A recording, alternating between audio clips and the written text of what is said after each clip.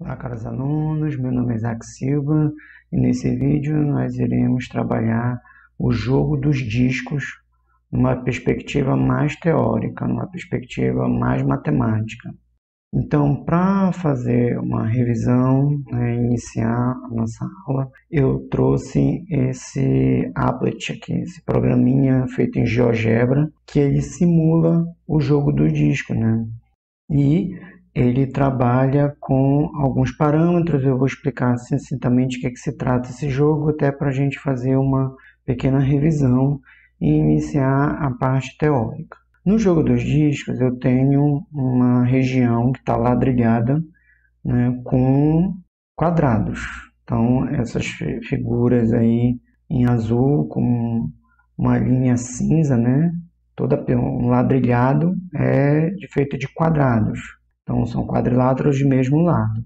E o jogo caracteriza no fato de eu querer jogar uma moeda e tentar estimar qual é a probabilidade dessa moeda cair inteiramente dentro de um quadrado, sendo que eu posso lançar diferentes moedas ou discos com tamanhos diferentes, no caso diâmetros. Né? Vamos trabalhar com o diâmetro do disco ou da moeda e tentar estimar a probabilidade desse disco, dessa moeda cair inteiramente dentro de um quadrado desse. Então, eu acerto o lançamento, eu vou dizer que eu acerto o lançamento quando a moeda cai inteiramente dentro do quadrado, tangenciando, no máximo tangenciando os lados. Se a moeda cair fora do quadrado, né, ou seja, uma parte do círculo cobrindo uma das arestas de algum quadrado, né, 2 quadrados no caso, ou menos ou mais, eu digo que o lançamento não foi favorável para mim. E a gente vai trabalhar nesse curso essa noção de probabilidade, mas focada em probabilidade geométrica. Então, aqui eu estou querendo fazer um experimento, que é lançar esse disco, e eu tenho que definir o que seria um evento favorável e um evento desfavorável. Então, um evento favorável para mim é o círculo, né, o disco cair inteiramente dentro do quadrado, no máximo tangenciando um quadrado desses. Então, esse é um evento favorável. O evento desfavorável é quando ele cai, que nem está aqui na figura, vocês podem ver, que nem está aqui, onde o círculo está cobrindo uma das arestas. Esse evento não é evento favorável. E o que seria, gente, a probabilidade? Na probabilidade, eu vou sempre contar o número de eventos favoráveis e vou dividir pelo número total de lançamentos que eu fiz, o número total de vezes que eu lancei a moeda. Então, se vocês olharem aqui, eu tenho aqui no meu lado direito o rejunte, que é o tamanho dessa linha, que no final ela vai contabilizar para saber qual é a área, né, do evento favorável. Esse raio aqui é um raio relativo do diâmetro em relação ao tamanho do quadrado. E à medida que eu vou clicando nesse botão aqui, que é tipo atualizar, né, eu vou fazendo um lançamento novo. Então, por exemplo, eu fiz um lançamento, mas foi um lançamento que não foi favorável. Cobriu uma aresta, né, um lado do quadrado. E aí ele aparece vermelho quando não é favorável, e quando é verde, quando ele é verde, né, aparecer verde a bolinha, ele vai ser um evento que foi favorável.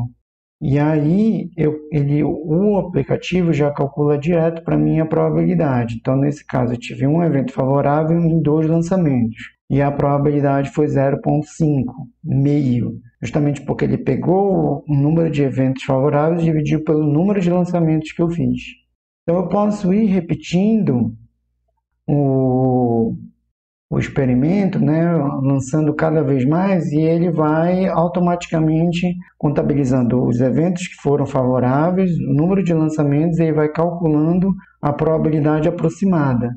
Evidentemente, gente, que a probabilidade você vai ter que fazer um número de lançamentos muito grande. Inclusive, ele até coloca um botão aqui de lançar 200 vezes.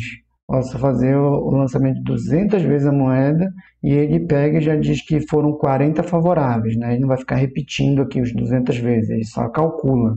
E ele calcula uma probabilidade aproximada de 0,2. E um dos objetivos desse curso é justamente a gente trabalhar a parte teórica do cálculo dessa probabilidade, certo? Então, eu vou começar a trabalhar alguns conceitos para a gente ver como foi que esse programa aqui fez o cálculo da probabilidade utilizando dentro do contexto do jogo do discos, tá? Então, gente, aqui a gente vai trabalhar com probabilidade, a gente não vai aprofundar muito, mas a definição não tem muito o que fazer. Eu vou pegar um número de eventos favoráveis e vou dividir pelo número total de eventos. E a probabilidade é muito simples, o conceito, a ideia, mas na prática você tem que ter um conhecimento muito bom de como caracterizar o evento, o que é o evento, o que é o evento favorável, o evento desfavorável, e tem uma teoria muito forte por trás.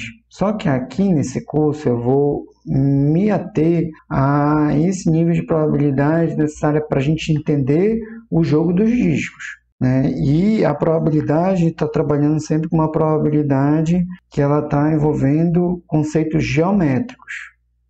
Então, eu vou dar um exemplo bem simples utilizando o lançamento de dados, né? Se eu tiver um dado de 6 faces e eu faço um lançamento do dado, eu quero a probabilidade de cair a face de cima igual a 5, né? As faces são numeradas, 1, 2, 3, 4, 5, 6.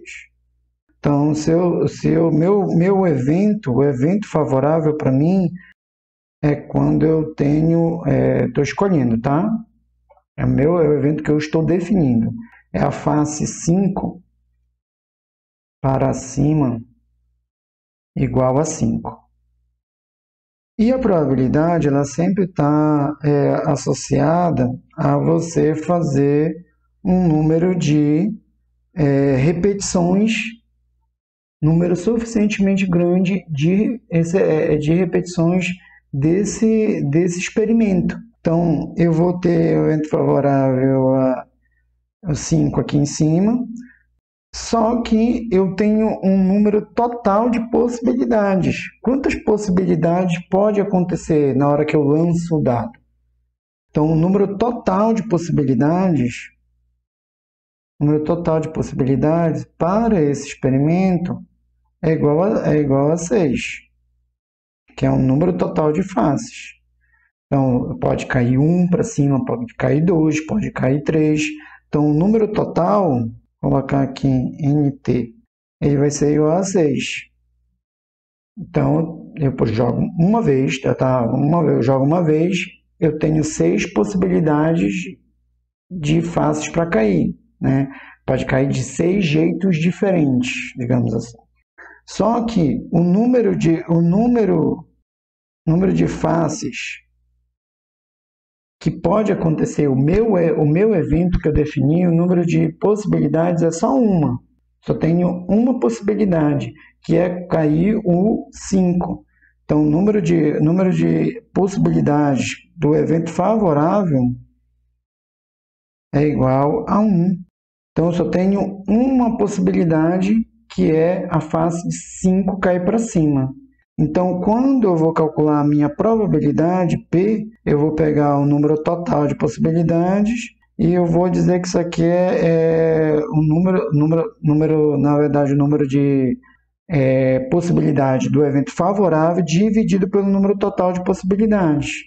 Então, o número de possibilidades de cair 5 para cima é só uma. O número total de possibilidades, na hora que eu jogo o dado, é 6. Então, essa é a minha probabilidade, é 1/6. A probabilidade de cair a face 5 para cima. Isso é uma probabilidade teórica. Esse número ele pode acontecer a partir do momento que eu faço um número Pode acontecer aproximado à medida que eu jogar um número de vezes muito grande o dado. Focando aqui no nosso problema do jogo do disco, como é que eu calculo aquela probabilidade ali? O programinha está fazendo o cálculo daquela probabilidade. Ora, gente, quando eu jogo, eu tenho um quadrado de lado L e eu tenho um disco de diâmetro D. Então, quando eu vou pensar no seguinte, se eu tenho que jogar esse disco e eu quero que ele caia, vamos pensar na probabilidade dele cair dentro do quadrado, ou seja, ele no máximo vai tangenciar esse quadrado maior.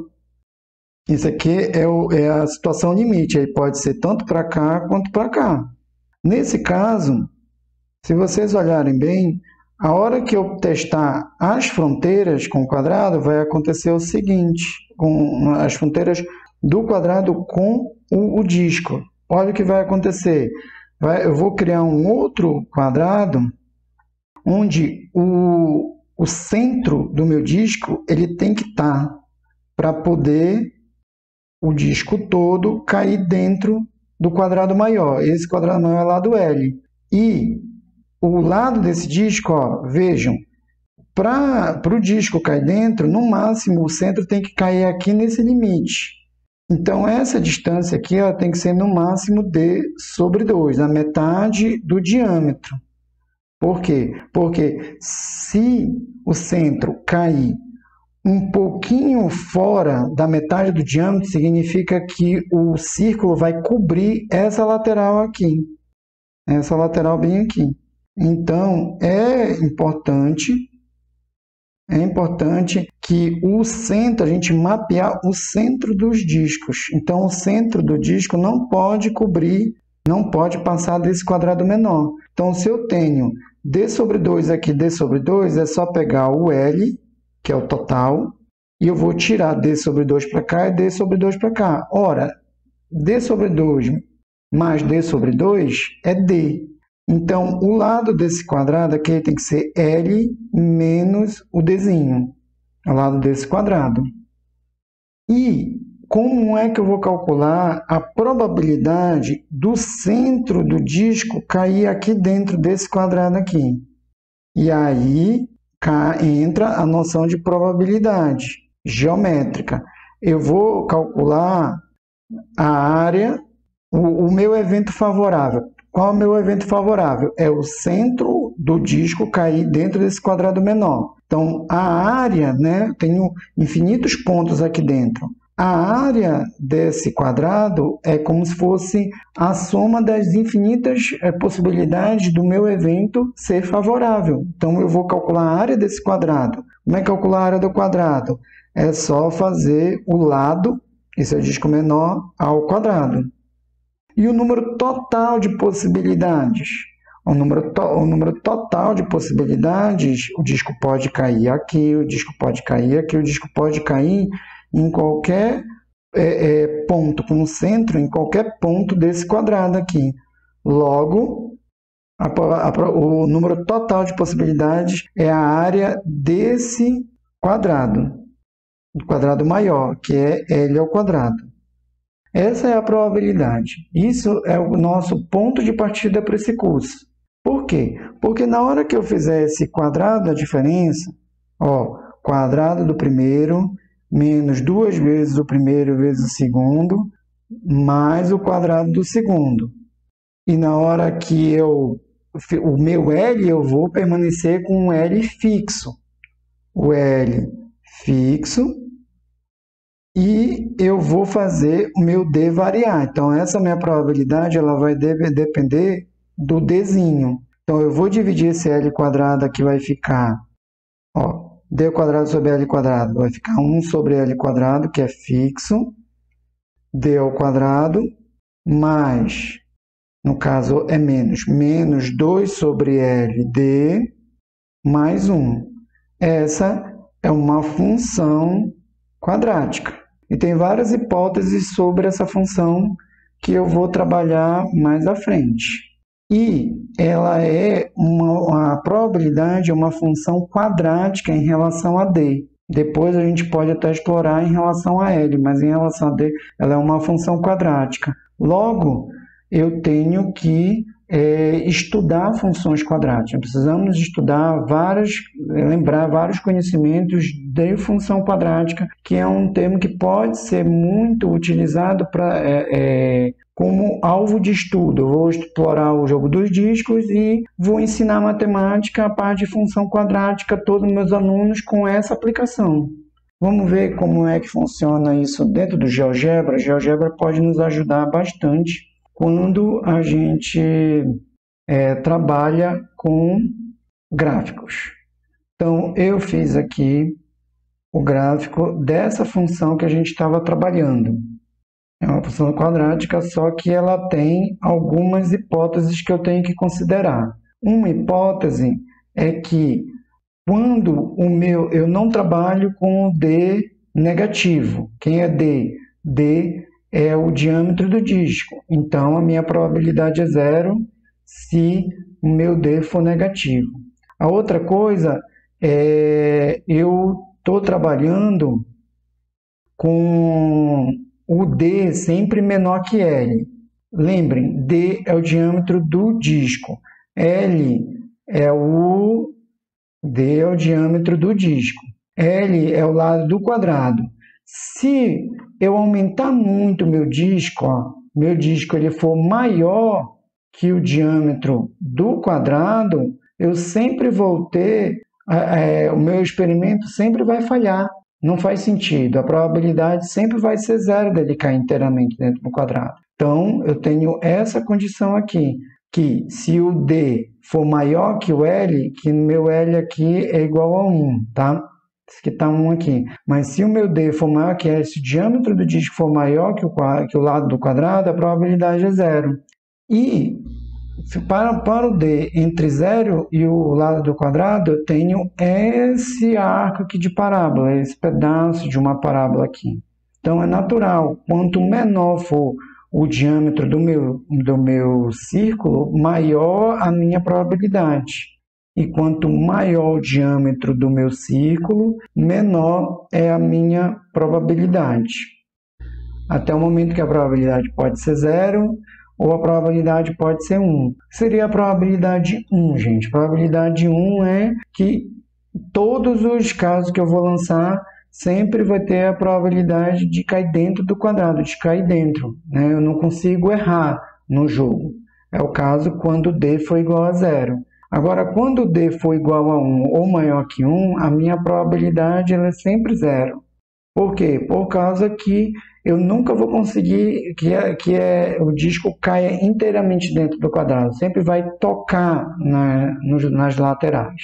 Então, eu trouxe para vocês o gráfico que a gente vai trabalhar nessa primeira semana, né, na nossa aula síncrona. E eu já vou mostrar para vocês aqui que a gente vai trabalhar muito com a função quadrática, tentar trabalhar alguns parâmetros. O parâmetro A, que trabalha a questão da concavidade, se o A é negativo, concavidade para baixo, se A é positivo, concavidade para cima. O B, ele trabalha esse deslocamento da parábola em relação ao eixo X. E o C é o ponto onde a parábola vai cortar o eixo do Y.